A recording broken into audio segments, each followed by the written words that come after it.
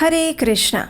परम भगवान श्री कृष्ण भगवत गीता के 10वें अध्याय के 35वें श्लोक में कहते हैं, बृहत् साम तथा सामनाम गायत्री छंदसामहं मासानां मार्गशीर्षोऽहं ऋतूनां कुसुमाकरः।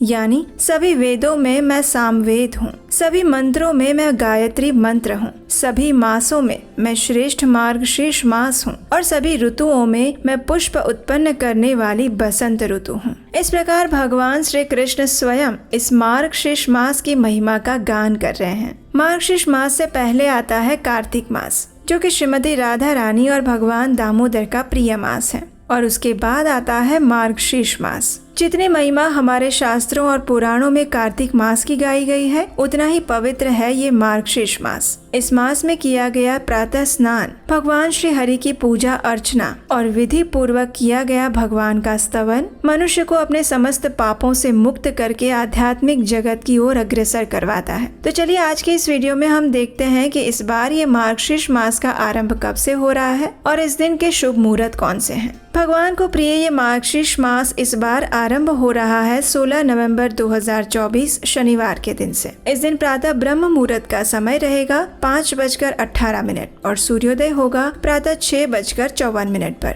इस दिन मार्गशीर्ष मास की प्रतिपदा तिथि का आरंभ होगा 2:59 से और पूर्ण होगी 11:50 पर। इस दिन शाम 7:28 तक पवित्र कृतिका नक्षत्र का योग बन रहा है। इस दिन प्रातः काल में अभिजीत मुहूर्त का समय रहेगा प्रातः 11:44 से लेकर 12:27 के बीच में। अमृत काल रहेगा शाम को 5:19 से लेकर 6:45 के बीच में। अगर आप प्रातः काल में भगवान श्री हरि की पूजा कर रहे हैं तो अभिजीत मुहूर्त में आप पूजा विधि आरंभ कर सकते हैं। अगर आप संध्या काल में भगवान श्री हरि का पूजन करना चाहते हैं तो उसका मुहूर्त रहेगा शाम 5:27 से लेकर 6:47 के बीच में। प्रातः 9:25 से लेकर 10:46 के बीच में राहु काल रहेगा, तो इस समय में कोई भी शुभ कार्य नहीं करना चाहिए।